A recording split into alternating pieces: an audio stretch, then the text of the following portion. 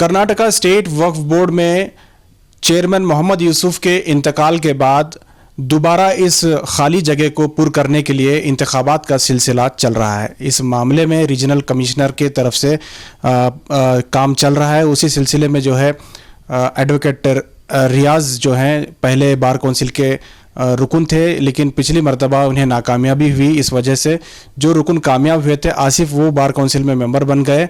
लेकिन अभी इस इंतखाबी सिलसिले में रियाज खान जो है वह दोबारा जो है मेंबर बनने के लिए, एडिशनल मेंबर बनने के लिए कोशिश कर रहे हैं। एक्स बार काउंसिल कोटे में नोटिफिकेशन जारी हुई है। इस नोटिफिकेशन को चैलेंज करते हुए कोर्ट में सामाजिक कारकुन और आरटीआई एक्टिविस्ट आरिफ जमील ने एक मुकदमा दायर किया है। इस सिलसिले में बात करते हैं। सब रियाज खान की जो नोटिफिकेशन जारी हुई है, जो एडिशनल कोटा है बार काउंसिल का, ये इसे क्यों आप चैलेंज कर रहे हैं? एक्स बार काउंसिल मेंबर की कोई गुंजाइश नहीं है। एक मेंबर जब पिछले इलेक्शन में जीत कर आ गए वक्फ बोर्ड के अंदर, तो दूसरे की गुंजाइश नहीं है। अगर दो मेंबर जीतते तो दोनों सीधे सीधे वक्फ बोर्ड के लिए मेंबर हो जाते। ठीक है, एक जीतने के बाद आ गए, दूसरा जो है नहीं आ सकता। दूसरा अगर नहीं है कोई मेंबर, तो हुकूमत कर्नाटका जो है किसी को नॉमिनेट कर सकती है। एक्स बार काउंसिल के कोटे में ये अंदर आने की जो कोशिश है वो गलत है। तो बार काउंसिल का जो कोटा है उसमें नहीं आ सकते। बार काउंसिल के एक्स बार काउंसिल के कोटे में ये लोग नहीं आ सकते। हाँ, ये कब आ सकता है कि अगर कोई स्टेट के अंदर कोई एक भी एमपी नहीं है तो एक्स एमपी आ सकते हैं। कोई एमएलए नहीं है तो एक्स एमएलए आ सकते हैं। कोई लेजिस्लेटिव असेंबली काउंसिल का मेंबर नहीं है, एमएलसी नहीं है, तो वो आ सकते हैं। अगर अब इस बार जो है वो सब जगह पुर है, तो उसके बावजूद जब वक्फ बोर्ड में बार काउंसिल से जब दो मेंबर आ सकते हैं, तो एक्स की शक्ल में आने की कोशिश हो रही है, जो कि गैर कानूनी है, जो कि बिल्कुल गैर कानूनी है। इसके पीछे एक मकसद भी है उन लोगों का। वो लोग इसमें हमेशा रहना चाहते हैं। पिछले 15-20 साल से तो यही लोग रिपीटेडली आ रहे हैं।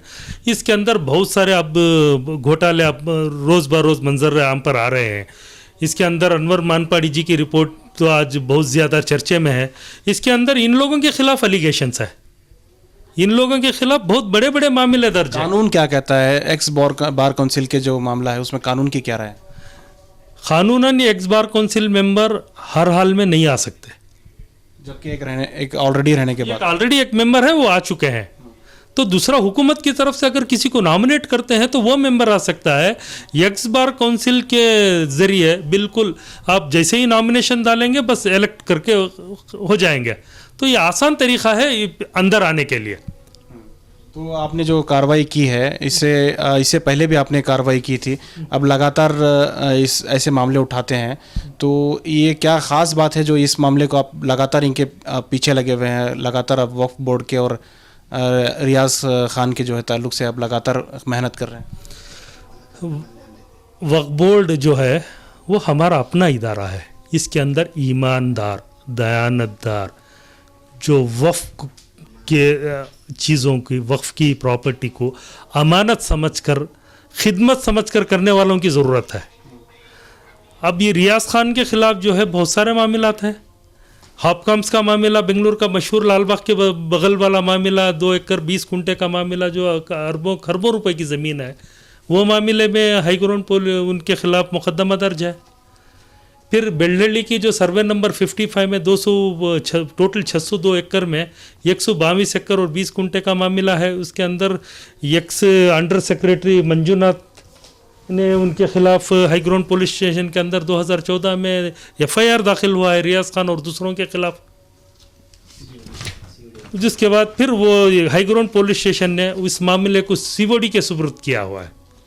उसके अंदर जो है सर्वे नंबर 55 में, यहाँ पर लिखा हुआ है सर्वे नंबर 55 में 205 एकड़ और 26 कुंटे ज़मीन जो है गवर्नमेंट गोमाड़ा ज़मीन करके 122 एकड़ 20 कुंटे ज़मीन वक्फ की 50 इलीगल आदमियों को है ना एनओसी दे के दे दिए हैं।